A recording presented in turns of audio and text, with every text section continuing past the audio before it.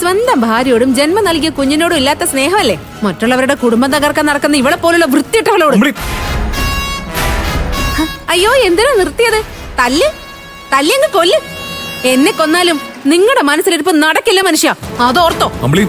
നിർത്തിക്കോ, അതാ നിനക്ക് നല്ലത്.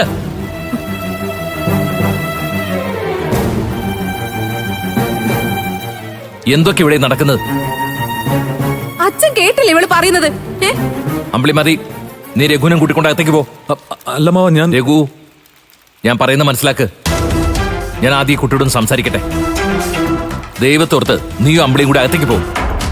ചെല്ലേ.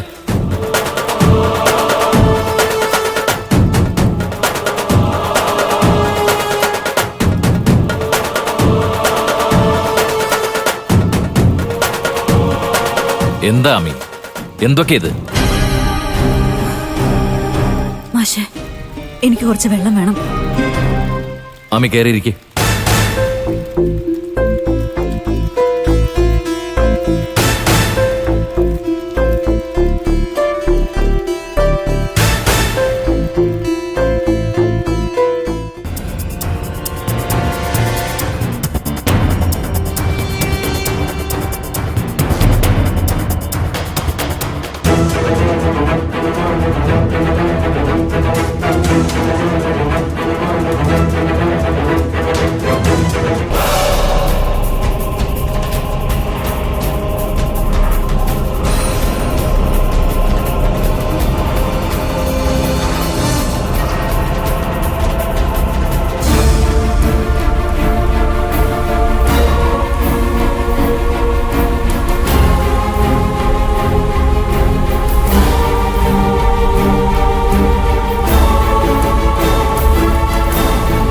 ഇപ്പൊ നിങ്ങൾക്ക് സമാധാനായോ?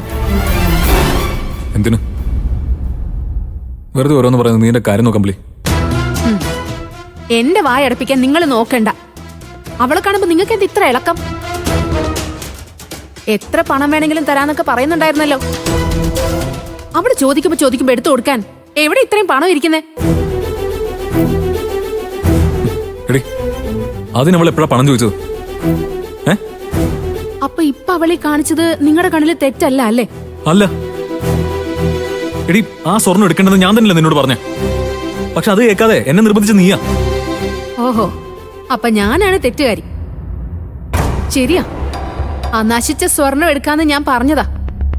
അതിന്റെ പേരിൽ കുറെ അനുഭവിച്ചതല്ലേ. അതിന് പരിഹാരമായിട്ട് എല്ലാരും കൂടി ഒരു തീരുമാനം എടുത്തു. അതിൽ ഉറച്ചു നിൽക്കാത്തത് ആരാ? നിങ്ങളല്ലേ. നിങ്ങളുടെ കണ്ണിൽ ആമി ദേവതയും. അതിന്റെ കുഴപ്പമോ ഇതൊക്കെ?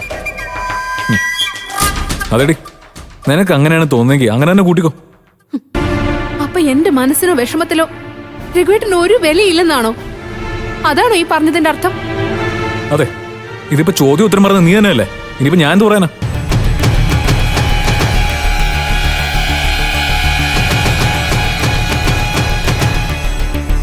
അതെ, എന്തെങ്കിലും ഉണ്ടായിരുന്നെങ്കിൽ എന്നെയോ നിങ്ങളെ അവൾക്ക് ഫോൺ ചെയ്ത് സംസാരിച്ചാൽ മതിയായിരുന്നല്ലോ. ഇത് അച്ഛന്റെ മുന്നിൽ കൂടി നാണം കെടേണ്ടി വന്നില്ലേ? ഇത്രയും നാളും അച്ഛന്റെ മുന്നിൽ എല്ലാം മറച്ചു വെച്ചതും അച്ഛൻ അറിഞ്ഞില്ലേ? മക്കളും മരുമക്കളും കാരണം പാപ ഒരുപാട് അനുഭവിക്കുന്നുണ്ട്. ഇപ്പൊ ഒരു പുതിയ ടെൻഷൻ കൂടി ആയല്ലോ. എടി, എന്നായാലും എല്ലാരും ഇതൊക്കെ അറിയും. അങ്ങനെയും കരുതിയാ മതി. അല്ല, നിങ്ങൾ അവളെ ഇങ്ങനെ കഷ്ടപ്പെട്ട് ന്യായീകരിക്കുന്നത് എന്തിനാണെന്ന് എനിക്ക് അറിയണം. ഒരാമി, ആ നാശം പിടിച്ചവൾ എന്ന് എന്റെ ലൈഫിൽ കയറി വന്നോ പിന്നെ സമാധാനം എന്താന്ന് ഞാൻ അറിഞ്ഞിട്ടില്ല. ഭർത്താവ് വല്ലവന്റെ കയ്യിൽ നിന്ന് മോഷ്ടിച്ച സ്വർണത്തിന്റെ കണക്ക് പറഞ്ഞവള് വന്നിരിക്കുന്നു. അമ്പിളി, നീ നിർത്ത്. കുറെ നേരം നീ പറയാൻ തുടങ്ങിയിട്ട്. എന്നോട് കാണിക്കുന്ന പകുതി സാമർത്ഥ്യം മതിയല്ലോ അവളുടെ വായടപ്പിക്കാൻ. എന്താ അത് ചെയ്യാതിരുന്നത്? അവൾ എന്തിനാ നിങ്ങൾ ഇങ്ങനെ പേടിക്കുന്നേ? എനിക്കതാ മനസ്സിലാവാത്തത്. എനിക്കാരെയും പേടിയൊന്നുമില്ല. പിന്നെ നീ സ്വയം അങ്ങനെ കുറെ നുണകൾ വിളിച്ച് പറയുകയാണെങ്കിലേ എതിർക്കാനും ഞാനില്ല. എടി, ഞാൻ എന്താ ചെയ്യുന്നതെന്ന് എന്താ ചെയ്തിട്ടുള്ളതെന്നൊക്കെ എനിക്ക് നന്നായിട്ട് അറിയാം. ഓ, അപ്പൊ ഇനിയും നിങ്ങൾ അവളുടെ പുറകെ പോകുന്നാണോ പറഞ്ഞു വരുന്നത്? എന്റെ പൊന്നെ, എഴുതാപ്പുറം വായിക്കാൻ നിന്നെ കഴിഞ്ഞ് വേറെ ആരും ഉള്ളൂ. എനിക്ക് കൂടുതലൊന്നും പറയാനില്ല. കുറച്ചൊരൊന്നും മിണ്ടാതിരുന്ന മനസ്സമാധാനം കിട്ടിയാനെ. ഓ, നിങ്ങളുടെ മനസ്സമാധാനം ഇപ്പൊ അവളുടെ കയ്യിലാണല്ലോ ഇരിക്കുന്നത്. കൂടുതലൊന്നും എന്നെ കൊണ്ട് പറയിപ്പിക്കണ്ട.